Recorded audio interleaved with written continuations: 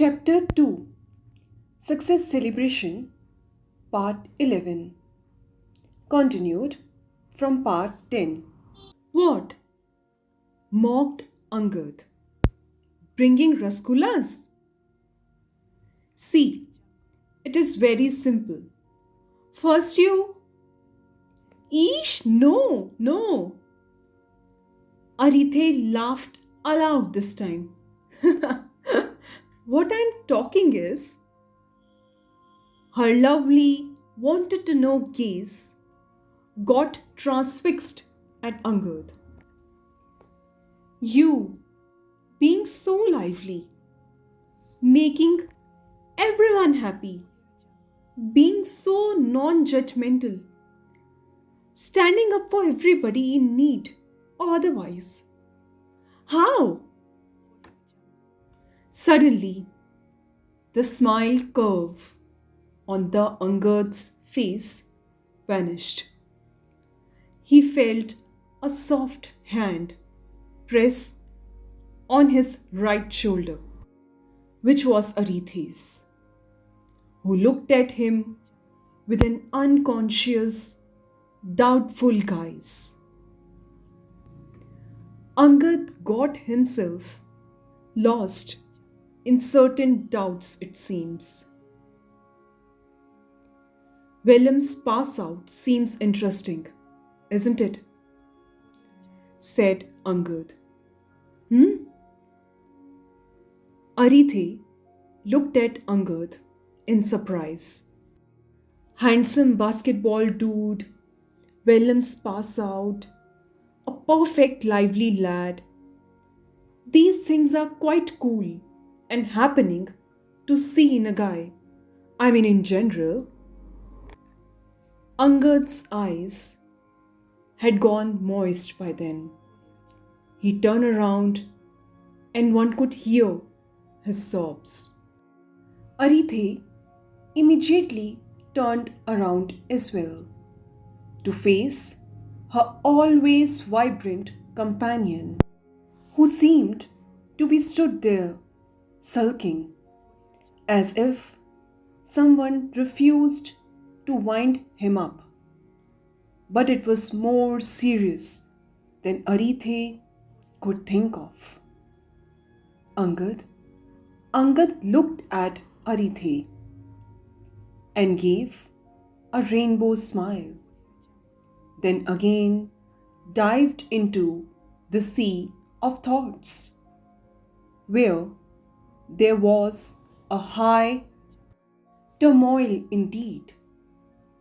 On that sunshine face, there emerged a storm at this point, which gushed out from his insides in the form of aching words and tears for the first time in his life, it seems.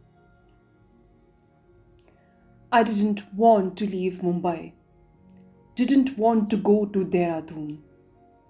Being a child, I was always fascinated with acting and wanted to be in the same field, of course. Sure, you should have been here itself. We both would have developed some more understanding by now and become good friends. And you're a bit good looking to be in the acting profession.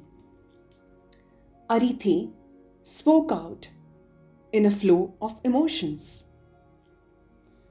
Angad took a long breath and resumed.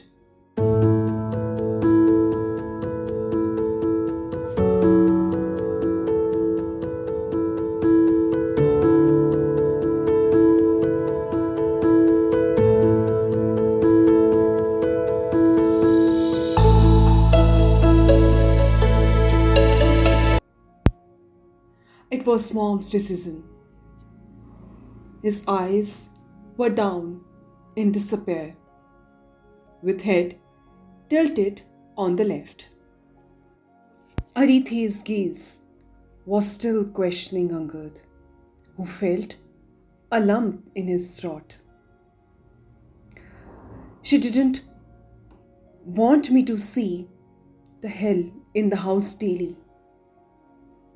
A sparkling tear rolled down his cheek this time. Arithe froze, staring at Angad in shock. The vibes of the place turned cheerful to gloomy in no minute. Suddenly, Angad went on the top of his voice pitch. I don't get it. Beating a girl is publicly applauded. Loving a girl is not. Angad looked at Arithe. Her facial expressions reflected a big question mark. Why don't we have the freedom to love? Why? Asked Angad. Arithe didn't understand, but could figure out that there might have been a girl whom Angad have loved, due to which his parents sent him away. She felt an unconscious pinch of jealousy for the Angad's might-be girlfriend. Both mom and dad had an arranged marriage, as was a fashion in olden days.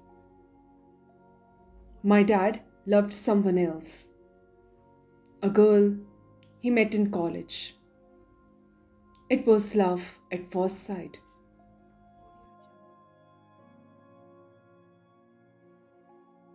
His heart had accepted that girl as his soulmate, but he soon realized that his heart required his family's permission to beat for another soul, to feel the uncontrollable feelings of love. Dad didn't want to feel, but whenever he saw his soulmate, he felt curtains flying in the air, violins playing at the background, and wind blowing at a soothing speed. Yes, he was in love, but neither had he told to Dadu, nor to that girl. Once again in the world, maintaining useless family status killed true love. Arithe, you, I, and this society can't even imagine the pain those soulmates go through when they are done apart, only to follow some hollow society norms which are so meaningless and are followed just because they are being followed since long. My mind, my soul just do not understand. Why the hell on earth do we refrain ourselves to change for the good? Angad's pitch got higher this time.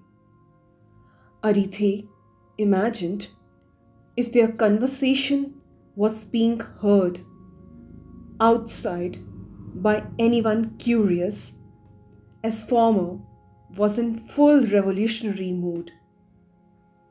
And the love for the family never allows the love couple to fight for their own love.